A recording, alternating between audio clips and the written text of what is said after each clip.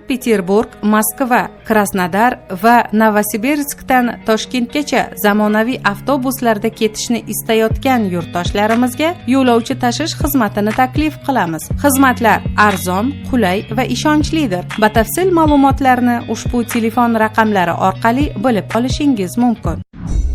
Qozog'iston chegara xizmati xodimlari o'tkazish punktini chetlab o'tib, chegarani buzib kirgan 3 nafar rossiyalikni qo'lga oldi deb xabar bermoqda mamlakat Milliy xavfsizlik qo'mitasi. Qonunbuzarlar o'z xatti-harakatlarini Rossiya hududida o'tkazilayotgan qisman safarbarlikdan bosh tortmoqchi bo'lgani bilan izohladi, deyiladi xabarda. Hodisa 25-sentyabr kuni Qo'stanoy viloyati bo'yicha chegara xizmati departamentiga qarashli uchastkada yuz bergan. 3 rossiyalik so'roq qilinganidan keyin o'z mamlakatiga topshiriladi.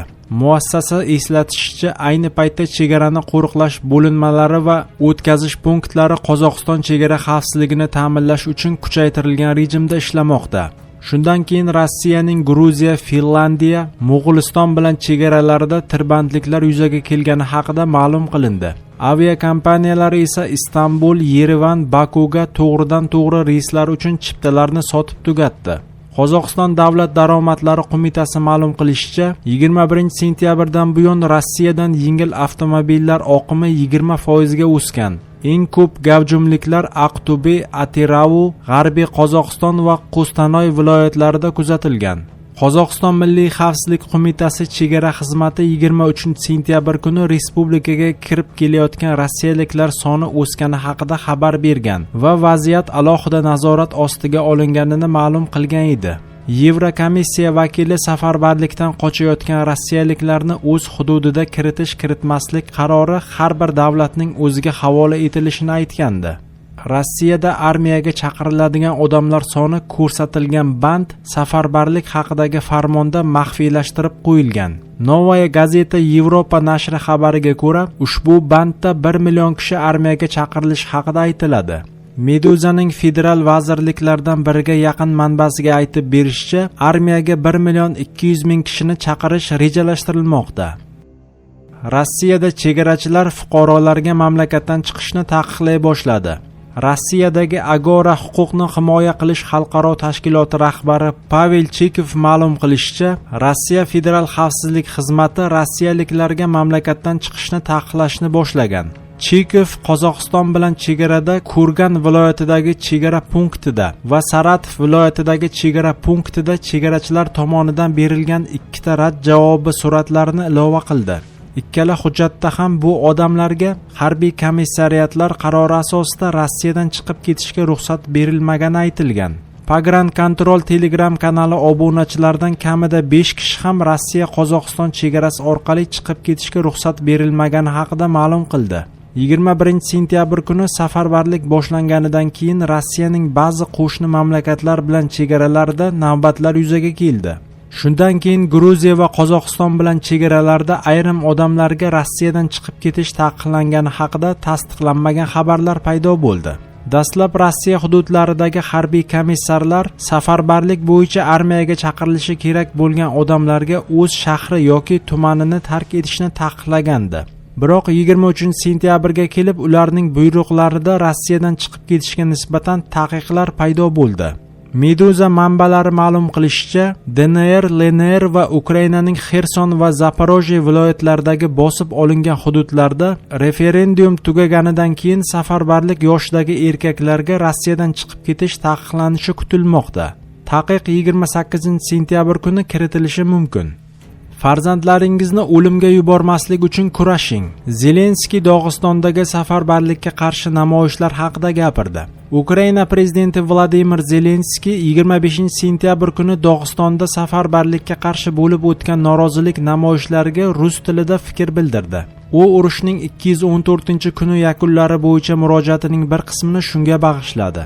Ko'rib turibmiz, odamlar, xususan Dog'istondagilar o'z hayoti uchun kurasha boshladi. Ko'ryapmiz, ular bu masala o'z hayoti bilan bog'liqligini tushuna boshladi.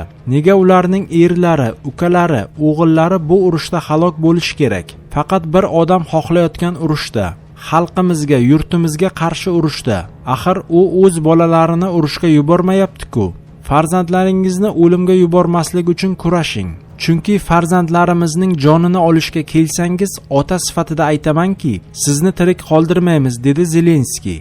Ukraina rahbari rossiyaliklarni safarbarlikka bo'ysunmaslikka, harbiy xizmatdan qochishga yoki birinchi imkoniyatda Ukrainaga taslim bo'lishga yana bir bor chaqirdi. 25-sentyabr kuni Dog'istonning Xasavyurt tumanidagi Enderey qishlog'i aholisi safarbarlikka qarshi norozilik bildirib, Xasavyurt Maxachqal'a federal avtomobil yo'lini to'sib qo'ygan. Politsiya havoga o'q uzgan holda namoyishchilarni tarqatib yuborishga harakat qilgan. Avvalroq Yoqutistonda ayollar safarbarlikka qarshi namoyishga chiqqan edi. Rossiyada safarbar etilgan fuqaro harbiy komissariyatda otishma sodir etib, komissarni yaraladi. Rossiyaning Irkutsk viloyati Ust-Ilimsk shahar harbiy komissariyatida safarbarlikka chaqirilgan mahalliy fuqaro otishma sodir etdi. Bu haqda Baza Telegram kanali xabar bermoqda. Harbiy komissar og'ir yaralangan. Guvohlarning so'zlariga ko'ra, hozir hammamiz uyga ketamiz, deya 25 yoshli Zinin Ruslan harbiy komissar Aleksandr Yeliseyevga qarata o'q uzgan. Dastlabki ma'lumotlarga qaraganda Zinin bugun 26-sentyabr kuni safarbar etilishi kerak bo'lgan. Uning harbiy komissariyatga qanday qilib qurol bilan kirib kelgani hozircha tushunarsiz, deyiladi xabarda. Harbiy komissar Yeliseyev ayni paytda shifoxonaga yotqizilgan. Eronda 10 kundan beri davom etayotgan namoyishlarda kamida 41 kishi halok bo'ldi. Ko'plab shaharlarda, jumladan Tehronda xavfsizlik kuchlari olomonga qarata o't ochdi. Tehron politsiyasi turar joy binolari derazalariga o'q uzdi. Rasht shahrida esa guvohlar va ijtimoiy tarmoqlardagi videolarga ko'ra, kvartiralarga ko'zni yoshartiruvchi gaz o'rnatilgan portlatgichlar uloqtirilgan. Mamlakatda 2009-yildan beri hukumatga qarshi eng yirik namoyishlar 16-sentyabr kuni 22 yoshli Mahsa Aminiyning o'limidan keyin boshlangan edi. Qiz hijobni noto'g'ri o'ragani uchun axloq politsiyasi tomonidan hibsga olingan. So'ng politsiya uchastkasidan kasalxonaga olib ketilgan va u yerda vafot etgan. 24-sentyabr kuni namoyishlar Eronning 80 ta shahriga tarqaldi. Eron prezidenti Ibrohim Raisi buyrug'i bilan ayollarga qarshi qaratilgan repressiyaga javoban, ayniqsa yosh eronliklar orasida bir necha oydan beri chuqur norozilik kayfiyati va g'azab kuchaymoqda. Namoyishchilar, shuningdek, korrupsiya, iqtisodiy jihatdan noto'g'ri boshqaruv va dissidentlarga qarshi yillar davomida olib borilayotgan tazyiqlarga qarshi chiqmoqda.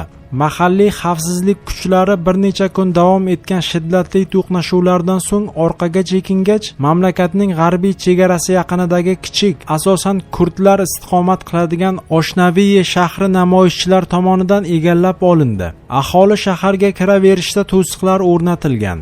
Nyu-Yorkdagi Birlashgan Millatlar Tashkiloti Bosh Assambleyasida nutq so'zlagan Eron prezidenti Raisi 23-sentyabr kuni Tehron aeroportida qilgan chiqishida hukumat hech bir sharoitda mamlakat va jamiyat xavfsizligining tahdid ostida qolishiga yo'l qo'ymasligini aytdi.